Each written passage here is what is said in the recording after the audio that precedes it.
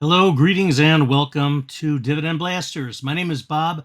This is our 71st video, and our topic today is I'm a dividend investor, and this is how I'm turbocharging the cash flow in my portfolio with these four ETFs. That's right. It's about cash. It is about cash. I want to have more cash coming in so I can continue to build my portfolio. Why do I do that? Because cash is nutrition and my portfolio is my body. I want to get nutrition to build my body, my portfolio. That's it.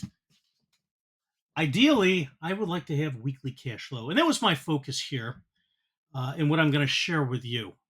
Um, I'll tell you, when I was younger, I've been doing this for more than 30 years on my own. And when I was younger, I did not care about when the dividend came in. I wanted the dividend to come in. I also wanted to grow the portfolio. But as I've gotten older, um, and I'm still a working person, but as I've gotten older, I'm becoming more conscious of the timing and the sequence of getting the distribution. That's becoming more important to me. So, what I'm doing here is I'm looking at particular specific ETFs and when they pay out. So, I'm looking at higher distribution. I'm also looking at timing of the distribution so that I can see, for instance, that continuous flow of cash, that inflow of cash flow into the portfolio. And I can do a couple things. I can go ahead and drip. I can continue to build my holdings in these ETFs. I may do that for some. I may do that for all. I may do that for none of them. Okay. I'm going to retain that flexibility on a month by month basis. It's going to be a little bit different with all my other holdings where I'm always dripping, always be dripping, with my dividend stocks or my growth stocks. I'm always dripping. And even some of my dividend um, ETFs, growth ETFs, if you will, or market exposure ETFs. I'm always dripping. This is different. This is about cash, and I want to have that flexibility. And I want to be able to accelerate cash flow production in and throughout the portfolio, whether I keep it within a particular ETF or I deploy it or redeploy it or redistribute it into other holdings. I want to be able to do that. I also want to be able to build cash reserves, hold some cash back, be ready for market fluctuations, price volatility in the market, so I can jump on buying opportunities because I'm always looking to buy the dip. That's what I like to do. I'm looking for bargains. And so when I have that cash coming in, I have that extra flexibility. That's why I'm doing this. So, I could look at stocks, and there are some high yield stocks that I like and I own already. So, business development companies, I own some of those, and they have very nice yields. A few REITs, I have some of those. I have a Dividend King that has high yield. Okay. I'm not going to get into that now, but here the focus is on the ETFs because what I'm seeing are extraordinary yields in some of these. And they're a little bit more volatile. And so that's why I'm going to be a little bit more flexible in how I handle these. Uh, Now, these are not significant portions in my portfolio, they're a portion, and they're there to generate cash and get cash in and build holdings in other parts of the portfolio. Now, one thing you'll notice with some ETFs, especially these higher yield ETFs, is that you're going to get a higher yield, but you may also see something called NAV erosion or net asset value erosion or degradation. Sometimes these ETFs they pay out extraordinary dividends. They're um, sending too much cash, which is an asset, uh, out of the ETF, and it is degrading the underlying value. And all of a sudden, you're going to see a depletion in the price. Well, you don't want to see too much of that because you're going to get more shares of something that is diminishing in value. You want it to hold its value or to increase a little bit. It doesn't need to be like, you're not going to see NVIDIA type price increase, but you want to see something steady, maybe increasing a little bit, or if it goes down a little bit, okay. But you want to see steadiness in the price. But you want to see the continuous high dividend performance. It's very important. And what I like to do is I look at the NAV, the underlying NAV, but for trending, I also look at total return of an ETF, and I do a comparison to other ETFs.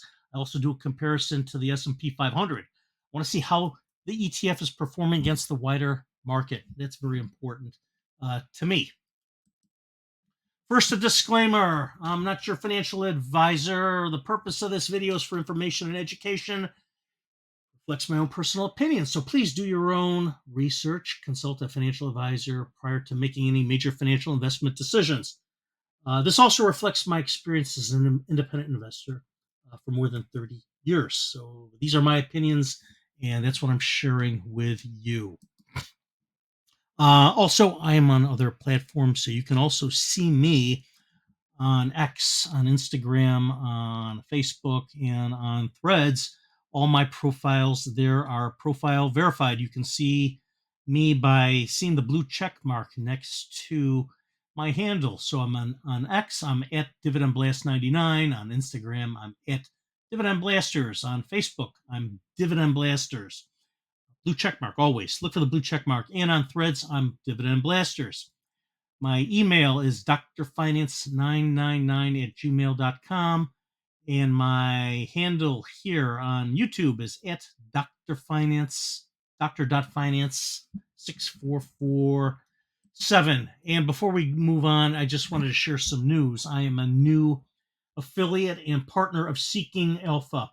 I'm a long time subscriber to Seeking Alpha. If you don't know what Seeking Alpha is, I can't say enough good things about it. It's really, I would say, it's the very best publication, online publication of investment information and education. It is a encyclopedic resource of investment information for like-minded investors. And what I do, I cannot do without Seeking Alpha. It is just wonderful. It has the latest information on stocks, ETFs, prices, price trends, dividend information, all of the financial ratios, PE ratio, earnings per share ratio, um, income statement, balance sheet, cash flow, all of that stuff that is so necessary to pour through before doing an investment, doing your due diligence. Seeking Alpha allows you to do that. Now, as a new affiliate and partner, I can offer you a 20% discount off the regular $239 annual premium membership. So it'd be $189. That's a great deal for what you get. You can also get the first 7-day free trial. So you do it for 7 days. You don't like it, you don't do it. Okay. But you get 7 days for free. And then if you like it, okay, you get 20% off. The link, my referral link is below, but I'm also providing it in the comments. So check it out. I can't say enough good things about Seeking Alpha. All right, there you go. So the first of the 4 ETFs is JEPQ, JP Morgan NASDAQ Equity Premium Income ETF, or JEPQ. I did a video, couple of videos ago about high dividend income ETFs, my go-to ones, JEPI and JEPQ. I have this in here because I truly like it, and I'll tell you why. Right now, the Nasdaq 100 is hot, so JEPQ is hot because JEPQ tracks the Nasdaq 100. It also sells covered calls against that index, so that's what they do, and so they are basically adding a little bit of a risk-adjusted premium to us investors through those covered calls. They're collecting premiums, and all of that is going into our dividends. So we are getting, an I think 8.75% dividend yield on JEPQ, which is very high. Now, is it the highest? No. I'm going to show you some that are much higher. But what I like about JEPQ is that it is run by a great company, Morgan Asset Management. They replicate and they sell options against the NASDAQ 100, and the NASDAQ 100 is hot. Technology is hot. And you know what's really hot? NVIDIA is hot. Okay. And that is a key player in the NASDAQ 100, as is Microsoft, as is, Amazon, Meta Platforms, all of those. NVIDIA is hot. Everybody's talking about artificial intelligence. You got to have some exposure to these companies. And JEPQ is a way to do it. And JEPQ is also a way to get risk adjusted premiums. Okay. I can't say enough about JEPQ. A little bit more information. We'll do a little deeper dive. They were founded 2 years ago. Expense ratio 0.35% or 35 basis points. What does that mean? That means that for every $10,000 you invest in JEPQ, you pay about $35 in management fees. That's really very reasonable. JEPQ's assets under management, it's not a big ETF. It's about 14.1 billion, but it's very popular and it is growing significantly. It is the little brother of JEPI. JEPI does the same thing, except it does it with the S&P 500. You can see that the price return is a little bit below the S&P 500, but the total return is more. Price return about 16%, total return a little under 28%. Very, very good.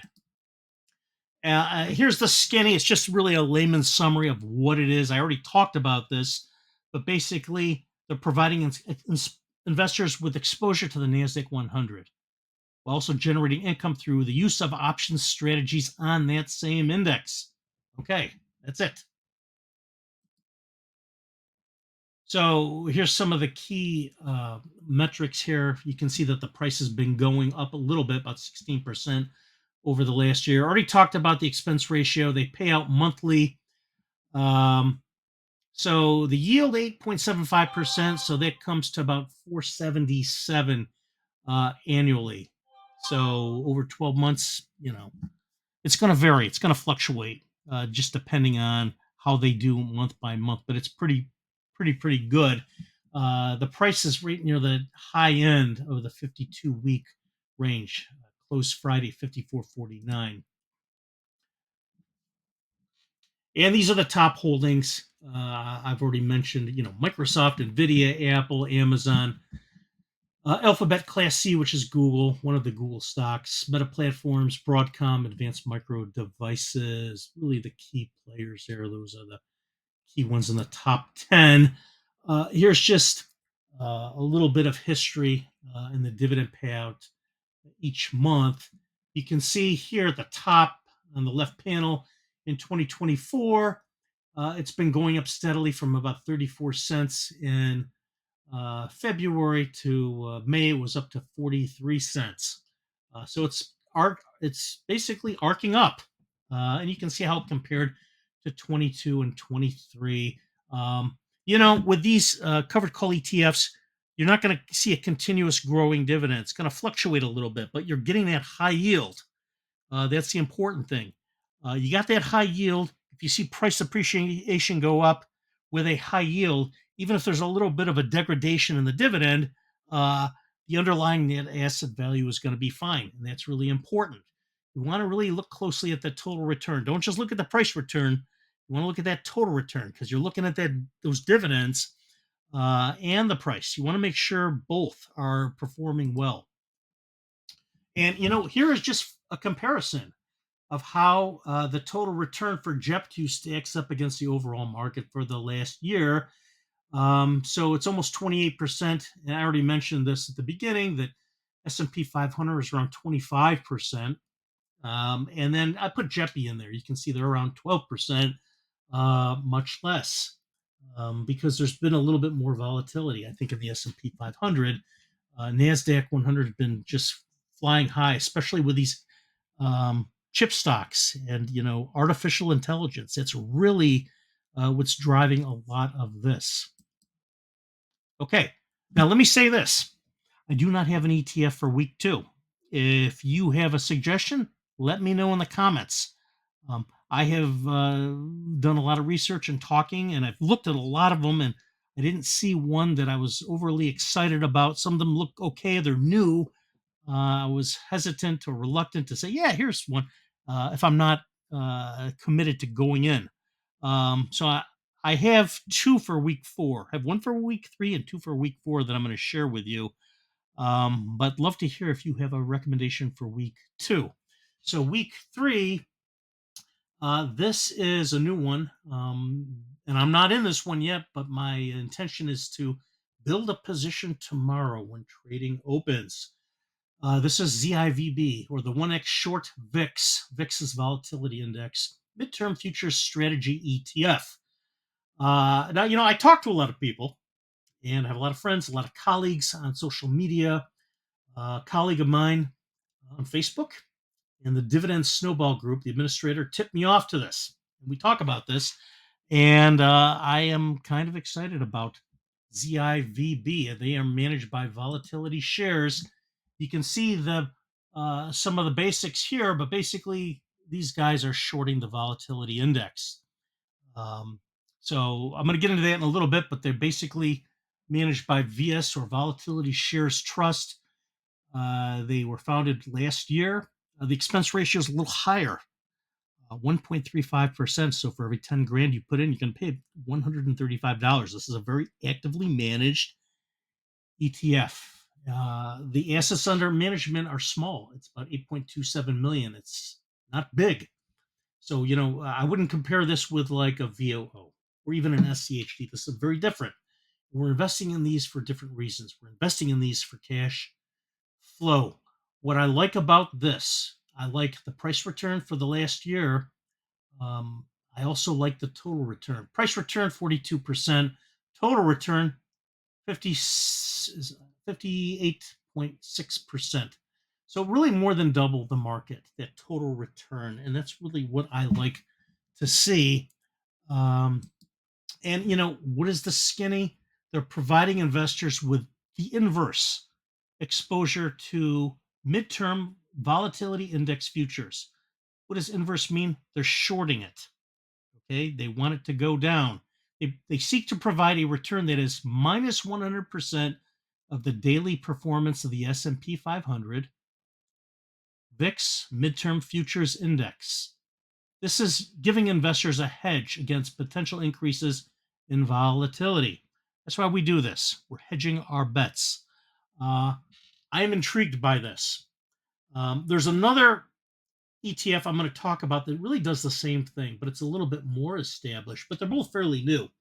But I like this one. This is a week three ETF. I am going to buy some tomorrow.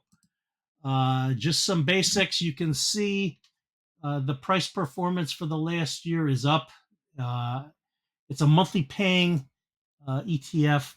The dividend rate, TTM, which is trending 12 months, is an average of $2.66, or I'm sorry, 255 annually. That is a really healthy yield. That's 10.48%. And that's a very high yield. That is something not to sneeze at. $24 a share, about 10 or 12% off the top of the 52-week range. That is a very reasonable price. You can load up on these and build up your cash flow nicely with ZIVB. And it's mostly cash and cash equivalents are the key holdings here. I mentioned the 10.5% yield, the 255 annual payout. This will pay out in the third week of the month.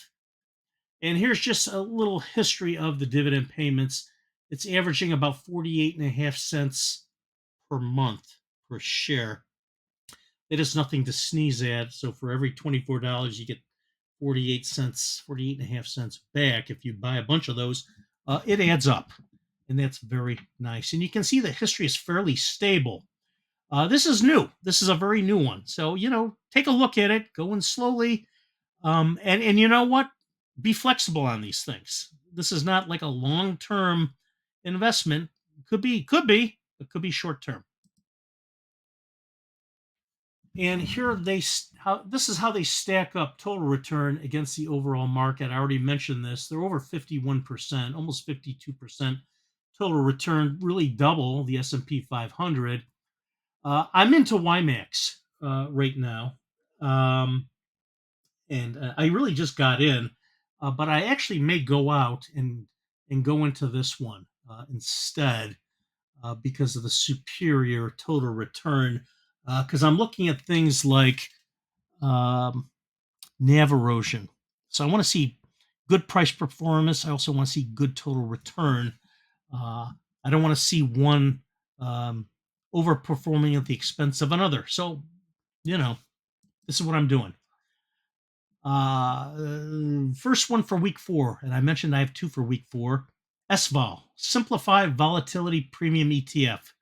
So everything that I mentioned for ZIVB, same thing for SVOL. Okay, it provides investors exposure to volatility premium strategies. It captures the difference between implied volatility and realized volatility in the options market. It's really shorting the volatility index. That's really what you're doing. You're hedging against performance, volatility, essentially.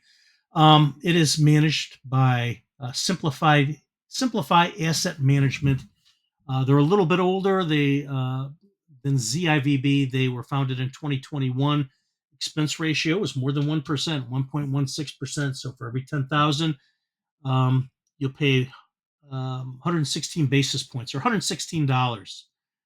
Assets under management, it's a little bit bigger. They're a little bit more established. They're a little under $1 billion. Uh, price performance for the last year, it's down a little bit. They're a little bit below the S&P 500, but I like that total return. They're more than making up for it in dividends, 35% for the last 3 years. Okay. It's monthly paying. It'll pay in the 4th week, a little under $1 billion. Assets under management. Here is their dividend payment history. So this year they're averaging around 30 cents a month. They were a little bit higher the first part of last year, but they really kind of settled in around 30 cents. It's fairly stable in dividend payment, and you can see the graph with the dividend history. A little bit of growth and then a little bit of pulling back this year, not much. And then total return, you can see how they stack up. So they are a little bit below. Okay, they are a little bit below the S&P 500, but I'm already in them. I'm watching it closely. Right now, it's cash flow. Now, for this, I don't have a significant amount invested, but I'm getting a nice cash flow out of it. So I'm watching it closely, and I may redeploy it because, again, I'm being very flexible with these. Last one, and this is another week 4 payout ETF. It is FEPI, FEPI, like JEPI, but FEPI, and it's managed by Rex. It's the Rex, FANG, and Innovation Equity Premium Income ETF, FEPI. Oops, let's go back. So this one's actually a little bit cheaper. They were founded just last year, so really it's 6 months ago. In 2023, they are managed by Rex Advisors. Expense ratio is 0.65%, so every 10,000 you put in, $65. Assets under management, about 248 million. We don't have enough information on the returns yet, on total returns. So we're watching to do a comparison. But I like what I see, and I talk to a lot of people, and they're into this. So what is the skinny? They provide income through a covered call strategy on a portfolio of technology and innovation related stocks. They track the performance of the FANG and Innovation Equity Premium Income Index. So really, they're doing the same thing that JEPQ is doing, except they're smaller. That's the way I look at this. But they pay out in week 4, and that's why I am looking at this. I don't have a position in FEPI, but I'm looking to open one tomorrow. So to me, these are about cash flow. Do I have a lot invested in any of these others, or do I plan to invest a lot in these? In this one here, no, not really. I'm going to put some in it. I'm going to watch it. So you can see the price performance for the last year. We're up we're about 20% off the 25% off the top of the 52-week range. I mentioned it's a 65 basis points of the expense ratio. It's monthly paying. So that dividend rate, that trending 12-month dividend rate is about $8 a share. So for $54, you're going to get about 816 back. That's not bad. I like that yield of almost 15%. That's pretty good. And here are the holdings. So, you're going to see a lot of tech heavy holdings. So you're going to see Nvidia, you're going to see Meta Platforms, you're going to see Advanced Micro Devices. You see Micron Technology, another chip firm that focuses on storage and DRAM devices. Apple, Microsoft, Broadcom. So it's very tech heavy, similar to the NASDAQ 100. It's a smaller index, though. We don't have a grade yet on this, but I'll tell you, I do like that dividend yield, and I like the fact that it pays in the fourth week. So to me, this is more about sequence and timing and yield. So this is one that I look at uh, closely, and I go in slowly, and I watch closely, and I monitor it. Oops. Here's a little bit of the dividend history. So you can see you're going to get a little bit more than some of the others on a monthly basis. Get about almost $1.19, $1.20 a month dividend. That's pretty good. And you can see the dividend history is kind of stable, a little bit up, a little bit down, but you're getting that high yield. All right. And if you look at you look at the total return, it is a little bit low below the S&P 500, but it's very close. It's very close, and you're getting cash flow out of this, which is nice. So my plan is to go in and to go in small and to go in slowly and to watch it closely, and to start the cash inflows going, and to be ready to pivot if I wish. It's the flexibility that I like and have when it comes to cash. So how does all this stack up? So if you take a look at this, this is basically going to be four high dividend ETFs. You can see the ones that I am set on are in bold. I have some alternatives that are in smaller font and italic. So in week one, it's really going to be JEPQ. And then week two, it's going to be ZIVB week. I'm sorry, there is no week two that I'm looking at. I did look at a couple of these new ones from Goldman Sachs. I think they perform well, a total return, but the dividend yield was a little bit low for me, so it didn't really get me what I wanted. So I'm deciding to hold off and do nothing on that. Week three is ZIVB, and then I have Yield Max as an alternative that I'm already in, but I probably will pivot out a little bit of that. Week four is SVOL, which I'm already in. I have SPYI. I'm already in that one, but I'm also looking at FEPI. FEPI is in bold. So really, I will probably settle on JEPQ, ZIVB, SVOL, and FEPI. And if I were to go ahead and invest, I would say, let's say I invest $25,000 in each of these, or about $100,000. I can get about $12,638 projected.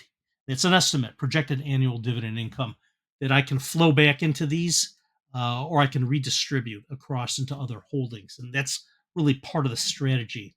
And I'm, doing it this way. I wouldn't get a distribution in week two, but I'd get two of them in week four. So that would be very nice. And you can see the dollar amounts estimated by month. JEPQ is going to be a little bit smaller than ZIVB and SVOL, and those are really related to the volatility index, while FEPI and JEPQ are really more tech heavy. And FEPI is a little bit higher yield. It's cheaper, so they're very generous in that cash flow, which I like. So that's how that's going to play out. And folks, that's it. That is it. I hope you found this to be informative and useful and enjoyable. I just wanted to give a shout out to some of the resources out there. I mentioned that I'm already on Facebook. I'm on Instagram. I'm on X, and I'm here on YouTube. And I already talked about myself, but I want to give a shout out to some of my colleagues on Facebook and on X, Dividend Snowball.